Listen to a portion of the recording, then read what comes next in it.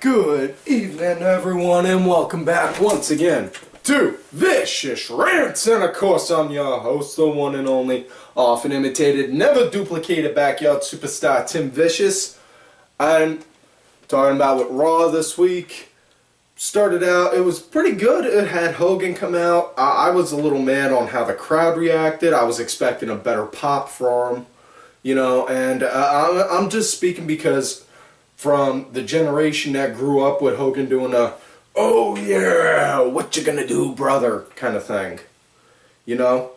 I grew up in that generation, and I know I'm not a big Hogan fan now, and I wasn't really a big Hogan fan then, but here's the cold hard truth. If anyone grew up with the Hulk Hogan, Hulkamania era one, everyone was a freaking Hulk Hogan fan, whether you liked them or not.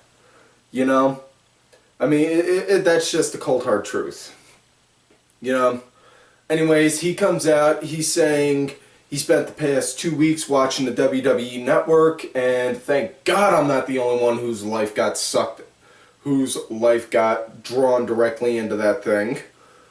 But anyways, he came out, he was doing that, he said he's been watching it, he was watching a lot of his old matches, him and like ones with him and Randy Savage, King Kong Bundy, and Andre the Giant, and he was getting all pumped up and came up with an idea for Battle Royal for an Andre the Giant Memorial Trophy. Beautiful idea. I absolutely love the idea. A lot of people were going on Twitter that night right after Hogan announced that, saying, "Oh, they're just doing that so that way all the other guys can go and get a paycheck for working that night." You know what though? The fact remains, they're doing something to honor Andre. I mean, obviously, because aside from Andre being the very reason they have a Hall of Fame, they're doing that to honor him. I mean, come on, seriously. Am I the only one that sees that? What the fuck? Anyways, he comes out, he announces that, and then, of course, who else comes out? Cuckfina. I mean, Dicey. I thought I had this murmuring thing settled a while ago, but turns out it's not. John Cena. Oh, woo, yay. Honestly, I felt a little mad on that part because you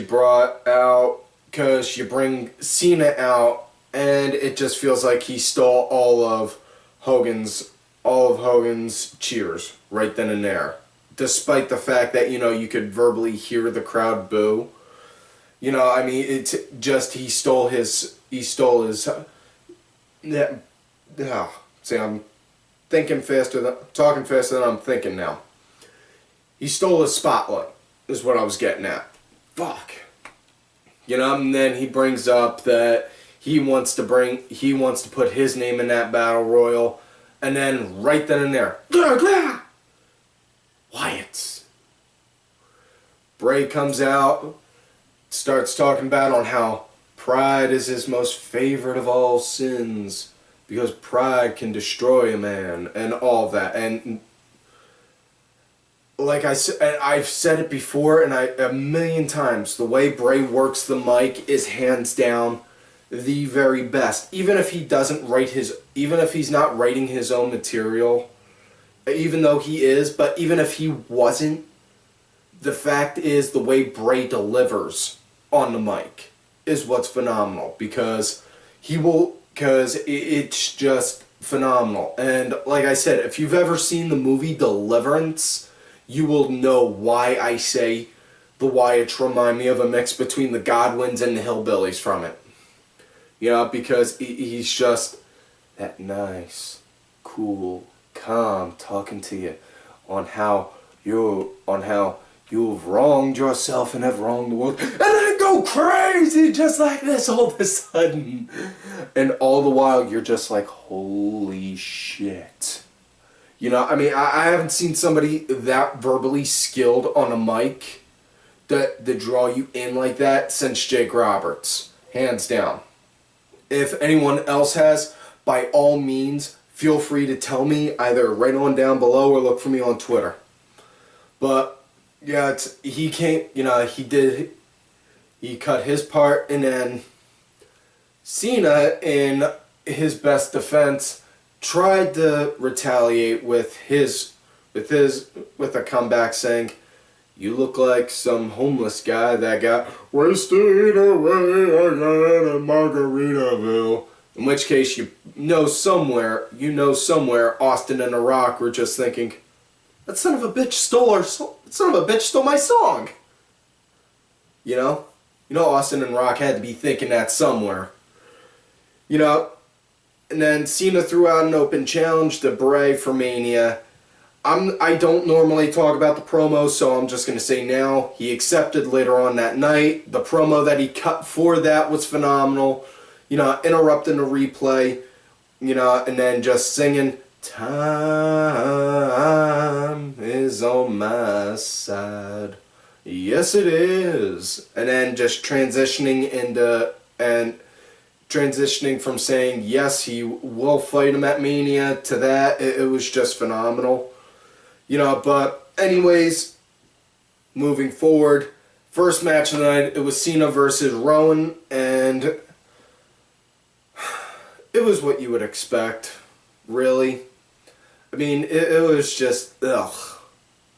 Not even gonna lie, the Raw wasn't all that good, and it didn't pick up until maybe an hour and a half into it. Until maybe a little hour and a half into the show itself. That was when it started picking up. I mean, that match, it was just really bad. Cena won using a roll-up, of all things. I mean, you don't even try to sell that, "Oh, he's got immense strength. It's that never give up attitude," and doing the F you to Rowan. Especially considering that he's done it to Big Show and Mark Henry, who are a good 100+ pounds over Rowan. But that's just me. Moving on. Next matchup, it was Usos versus Rybaxel. Again, what you would expect. Rybaxel are now the tag team jobbers. It's Usos won. Wasn't really impressed with the match. And like I said, the Usos, I got nothing against them personally as far as what tag teams go. And this is coming from a tag team guy. It's just they don't really do anything to give me that wow factor to stand out as far as with a tag team. I mean, they pretty much have them come out and do the same spots over and over. The kick with the sound, the stink face Samoan drop and body splash. What else is there? I mean, come on, have them go and do some innovative stuff, have one jump off of the other to go and attack someone or something like that, I mean, I'm just saying, if you're going to be a tag team, you got to make yourself stand out. And if you're going to make yourself stand out, you got to make yourself, if you're going to stand out, you got to make yourself actually be the kind of team that people are going to be like, "Oh yeah, I remember those guys, they did that thing." Even if you don't want them to remember you for your gimmick, I never wanted people to remember me when I was tag teaming because of my Sex Pistols gimmick. Some did, some didn't. But I wanted them to remember us because we went out there and we were brawlers. We were fighters. We executed not a whole lot of wrestling moves, but when we did, we executed them to the best of our ability. But I'm just saying, have them start working on some more, have them start doing some more moves, and I'll buy into them. Until then, I'm just gonna be like, not even really be interested until then. Next matchup, rematch number 7 or 8, I think. Big E versus Jack Swagger. I think the next one you get a free refill of coffee with. You know, this match, it was a surprisingly short one for them. I think that was because they didn't have Cesaro interfere like they've been. And, you know, just because, and the fact that they didn't do, and the fact that they wound up doing this match tonight wound up pretty much killing any and all rumors to me whatsoever from the dirt sheet saying that they were going to do a triple threat at Mania for the Intercontinental with Cesaro, Swagger, and Big E. You know, but I mean, for as short of a match it was pretty good. I mean, Swagger, he works really good with big guys like Langston, and that's a good, and you know, Swagger works really good with guys like that. And that's the truth. Swagger, for all intents and purposes, is a good wrestler. The problem is he's about as bland as the paint on this wall. You know? You got to give it, you know, I mean, they reinvented him with the Jack Swagger's America and Zeb Coulter, you know, and that's good. I like that. In fact, I like Zeb more so than I like Swagger with that. But but the thing is though, you got to make him, he's just ugh. You watch a Jack Swagger promo and that's a cure for insomnia right there. That's the thing. I mean, hell, I'd rather listen to Brock Lesnar cut a promo on the mic. That just tells it all right there. Anyways, as far as what the match goes, Big E, he wound up winning with a roll-up also, and I was just, when I saw that, I was mad, because all I thought was, really, we already got one match with a surprise roll-up win. Why are you guys throwing that out there again? It made no sense. It was bullshit to me. You know, what they should have done was Swagger, go for the ankle lock, Big E reverse it, kick him in the corner, kick him onto the ropes, you know, clothesline him to where it looks like he takes his head off, or throw him around for a second to go and hit a quick big ending. They should have done it like that. That would have sold that short little match a lot better for me, and I'm pretty sure for everyone else that watched as well. But after the match, Swagger started yelling with Cesaro. Them two were getting ready to lock horns. Zeb loosened the tie, tossed off the vest, you know, with the whole shit got real kind of tone, said, "Stop it, I ain't having this with you two. We are Americans, we don't do this. Now shake hands." They went to go shake hands. First thing me and one dude on Twitter, Ultra Liger, any of y'all know him? Really good, really cool guy to follow on Twitter. First thing I thought of, I didn't put it out there, but he wound up putting it on Twitter. Thought the same thing he did. They wound up showing the code of honor. And you'd see Cesaro, he put down the death grip on shaking the hand, like, with that, to where Swagger was kneeling down, like, Argh! And first thing I thought of was, Cesaro shakes hands like my dad. And if any of you have seen my dad, he's got giant bear paws for hands, like to where the palm covers up pretty much most of my face, you know, and cover up a good portion of my face. He's got massive bear hands. Anyways, next matchup, it was Cody Dust versus Rollins and Reigns. See, brain's getting all jumbled. You know, this match, it was a good solid one. You know, like I said before, haven't seen a bad Shield match. Goldust and Cody, they've been putting out really good matches since they started tagging. Goldust, hands down, this is his best run in WWE yet.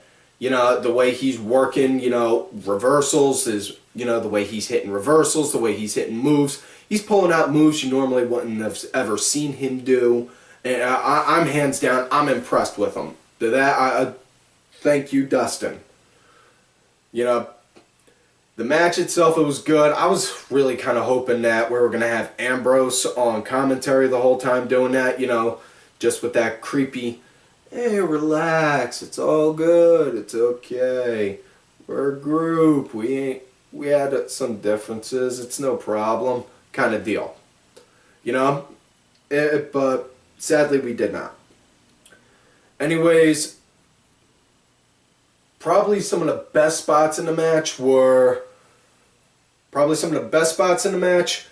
when Seth Rollins wound up doing that backflip and landed right on his feet when Cody had him in the corner, and then Rollins drop-toed Cody into a turnbuckle, and Roman doing that running drop kick to the jaw, as well as Rollins getting the win with the blackout. You know, and I've been saying it for a while. You know, Rollins, he is definitely the hardest worker in the Shield, hands down, because everyone knows Reigns is going to get a hell of a babyface push. Ambrose is getting a push for longest current champion that in there right now with the U.S. title. You know, so Rollins, he's the hardest worker out of them, but he's the hardest worker out of all three, hands down. You know, definitely within the next like 2 to 5 years, I definitely see Rollins, if he is not getting a main event push, if he's not already main eventing, he's going to be getting a main event push. You know, hands down. Next match, it was an ST Divas match. The Bella Skanks versus AJ and Big Mama Cool Snuka. I'm not even gonna lie, I dozed out. I spaced out watching that whole thing. I was, you know, I mean, just, you know, it's sad because, you know, I'm a huge supporter for women's wrestling in and of itself, and I'm not talking like because, you know, being pervy or anything. You know, because in all honesty, they got a harder way to go than the guys do for wrestling, because they got to go and fight to show that they're just as tough as the guys, if not tougher. You know? And they wind up giving us, we're asking for chicken salad and they're giving us chicken shit. What the fuck? Seriously. You know, I mean, hell, and it was even at one point, the big thing that TNA had apart from WWE was TNA had solid women's wrestling. Now, they don't. So now you can't. Now, if you're looking for women's wrestling on TV, you're not going to find it. You know, the only way you're going to find it is on iPay-per-views and YouTube. That's it. Yeah, the only thing that I liked out of this match was Natalia was on commentary, and she wound up doing a quote from Owen Hart. That was about it. Other than that, didn't really like anything else on it. You know? Anyways, as far as what that match went, I don't even remember on who the winner was in that one. Like I said, I spaced out. Next up, it was Sheamus versus Christian. Or actually, before I go and talk about with the Sheamus and Christian match, big thing that was the huge talk of the night on Raw.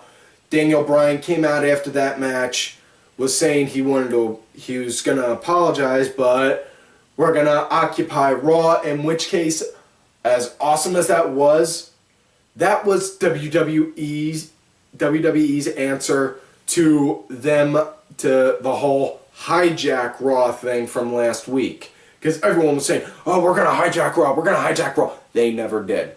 Hey, all you hijack Raw trolls. You see on what WWE did, having all the fans come out there like that? That's what you were supposed to do. Next time you guys go and say you're going to hijack something, do yourself a favor. Grow a set of balls and actually do it. You know, Bryan had a bunch of fans come out all wearing the yes shirts, demanding that Triple H come out and give him a match with him at SummerSlam. Or not SummerSlam, see, what the fuck? Give him a match at WrestleMania. Hunter was saying, I ain't gonna listen to you, I ain't giving in to your demands. We're going on with the show. Bring out the next guy. I want a match going. Next thing you know, Sandow comes out, he can't even go anywhere near. So he starts to walk back, and Steph winds up getting that angry, I'm PMSing and you just got me mad kind of screaming tone. In which case, if any of you guys have never experienced a woman doing that kind of a scream at you, consider yourself lucky. I can't tell you on how many times I've barely walked out of a fight with any of my exes when they've done that kind of a scream at me. Anyways, moving on. Moving on. Yep, but you know, Hunter wound up saying, "Fine, this is what you want. This is what you really want. You can have it. You got your match." And then all the little I thought of them as yeslings, because Brian was like Yoda and they were like his little Jedi younglings. They were his little yeslings. Yep, and he said, "Oh, and I want one more thing. I want a stipulation on the match. If I win, I get to be in the main event later that night with Randy and Batista." So, the way I'm looking at it now with that match between Hunter and Brian, 80% chance they're doing that just so that way they can legitimize Brian being in the main event that night, and a 20% chance that they're doing that just to hype up the pay-per-view so people will buy it, because they'll think, "Oh my God, Brian can be in the main event now." You know, I like to be an optimist though, so I'm thinking more so for the main event. Legitimize him in the main event. That's me though. Moving on. Now the Christian Sheamus match. They wound up doing a vote on the WWE app, in which case, everyone, you should know, your vote to the WWE really isn't going to matter. They're going to have it. They're going to figure out what they want to do anyway, with or without you. With or without your vote. But they wound up choosing a Memphis street fight, which I don't know on how that's different than any other kind of a street fight. You know, I mean, the only kind of street fight that I've seen that's different than any other kind is a South Philly one, and if you've never seen a South Philly street fight match, you really, really should.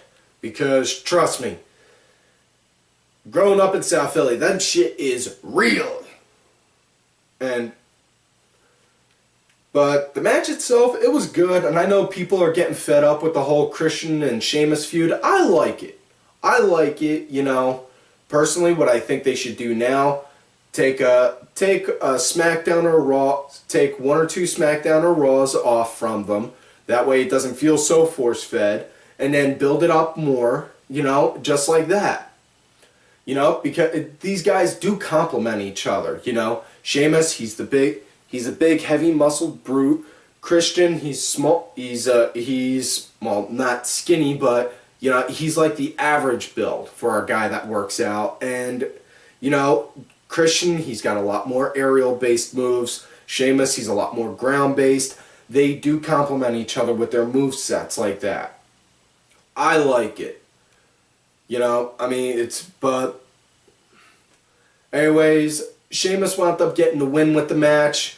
Christian had a bass drum just as he was about to go and smash it on Sheamus. Sheamus hit him with a brogue right through the drum and caught him.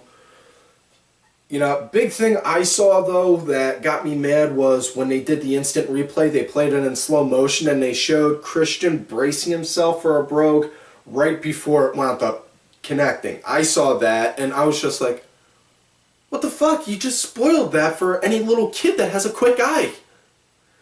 You know, but anyways, moving on. Main event of the night now. Big Show and D-Bry versus Batista and Randy. And it was pretty okay. I mean, it was what you would expect. Batista wound up running out of gas about maybe 10 minutes into the match. Good thing about it being a tag match, though, is you can pretty much hide it relatively quick. You can hide it relatively quick doing that.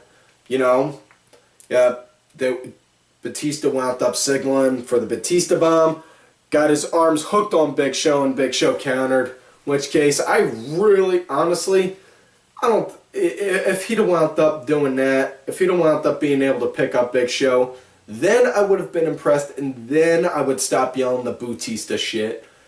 You know, but then again, I'm also pretty sure he'd have wound up popping a I'm pretty sure he'd have wound up splitting his skinny jeans in two doing that, as well as making his little nose ring stud pop out.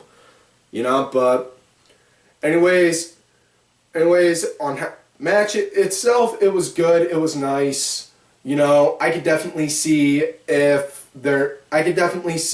Big Show and Daniel Bryan as a serious tag team if they do a tag team push for them, anytime down the road. Not saying I want that. No. But if they did do that, I could see it. You know, but it was a good match. You know, Bryan got the win. He went to go for the yes lock. Went to go for the LaBelle lock. It got countered, and then he hit the running knee. Got the 1, 2, 3.